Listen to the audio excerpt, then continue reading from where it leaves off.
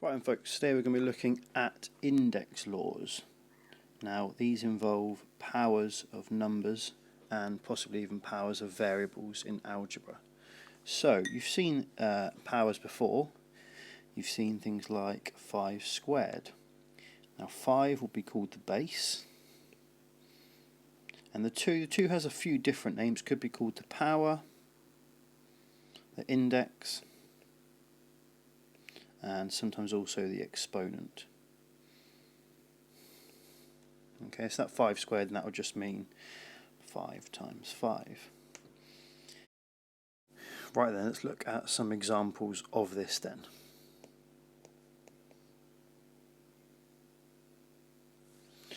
For example then, we could have 4 times 4 times 4. Now we can write that in a simpler way. We can simplify it. 4 times 4 times 4 simplified is 4, we say, to the power of 3. That's 4 to the power of 3. Could also say 4 cubed in this case. Now, further example, then we could have 6 times 6 times 6 times 6 times 6. Now we've got 1, 2, 3, 4, 5 6's multiplied together there, so that becomes 6 to the power of 5. We say 6 to the power of 5.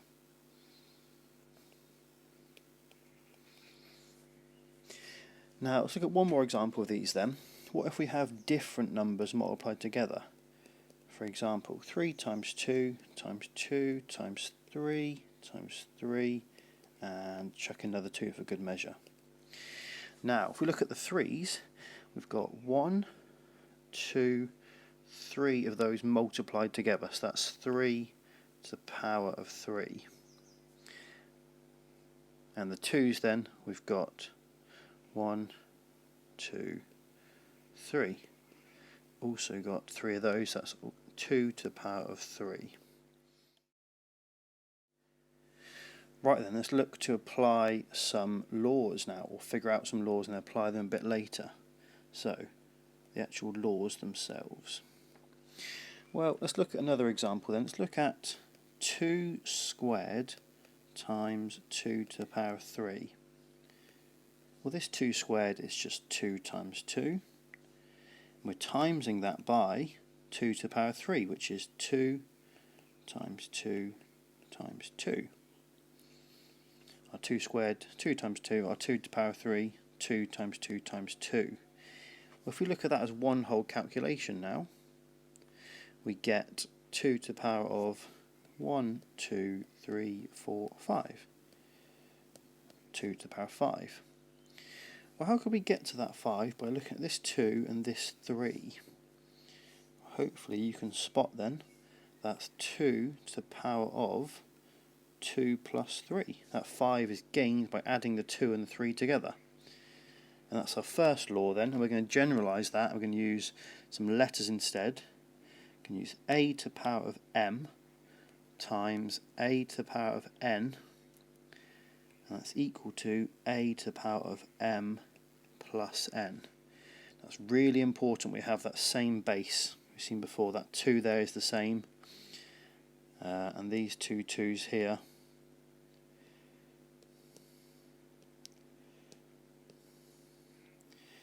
really important. These 2 2's are the same. They need the same base, otherwise these laws don't work.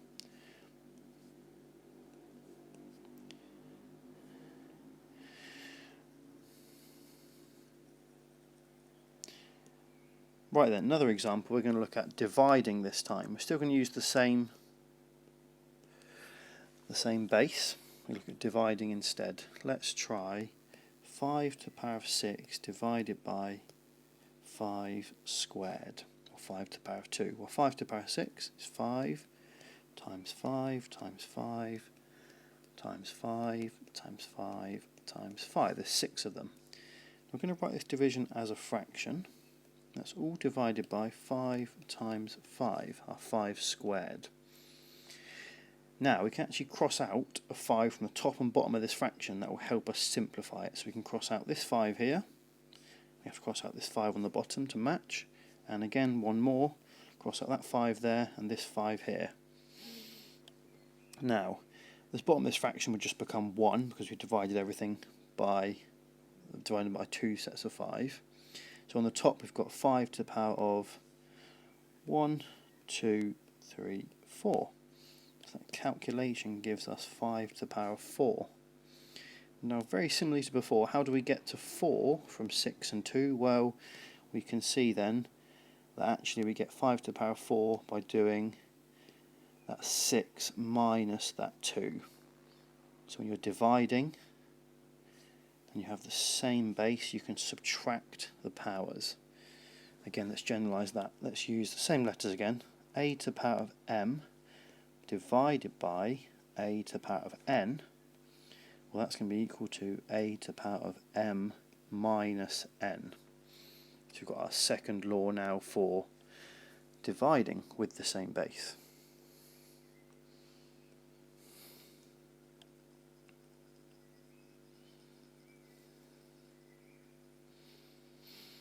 The last one to look at is probably the one that catches people out the most, and that is, what if we take something like 3 to the power of 4, we put brackets around that and we square it. Well, we know from previous examples that squaring something means timesing it by itself. So actually that is equal to 3 to the power of 4 times 3 to the power of 4. I've taken this thing inside the brackets. Because I'm squaring it, I'm timesing it by itself. Timesing whatever's in that bracket by itself because we're squaring it. Now, we've got a law that tells us what to do. We're multiplying with the same bases. We add together those powers. So that would be 3 to the power of 4 add 4, which is 3 to the power of 8. Now, as we've asked ourselves before, how do we get to 8? If we're starting with this power of 4, not that. If we're starting with this power of 4 and this power of 2, how do we get to 8? Well, hopefully you're spotting it then. You're spotting that actually we just times them together. That's 3 to the power of 4 times 2. That gives us our last law then. That's a to the power of m in brackets to the power of n, and we did the 4 times the 2 to get 8, so we do a to the power of m times n, and those are your 3 laws you're going to want to remember. Right, let's have a look at some examples then before we finish. So have a look at some questions.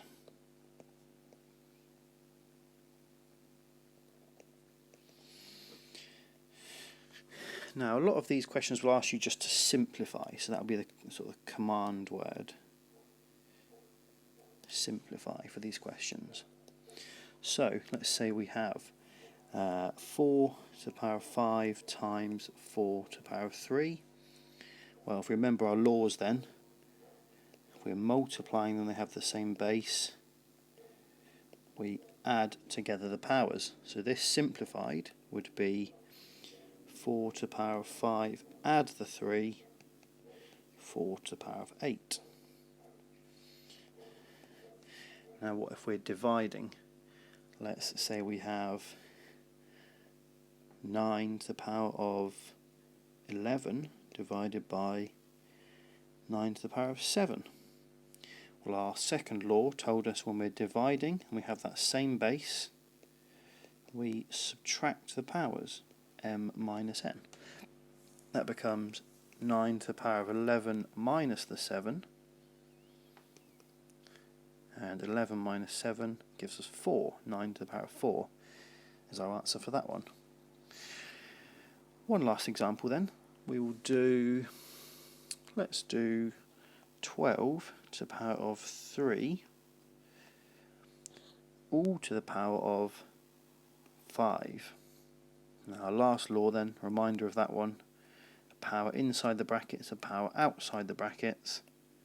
We multiply together those powers. So this becomes 12 to the power of 3 times 5, which is 12 to the power of 15. There you go, then we've got our three answers. We've got 4 to the power of 8, we've got 9 to the power of 4, and we've also got 12 to the power of 15. We've got our three laws as well to remember then. The most important thing to take away from this, remember these three laws and you're good to go. Try on your own questions.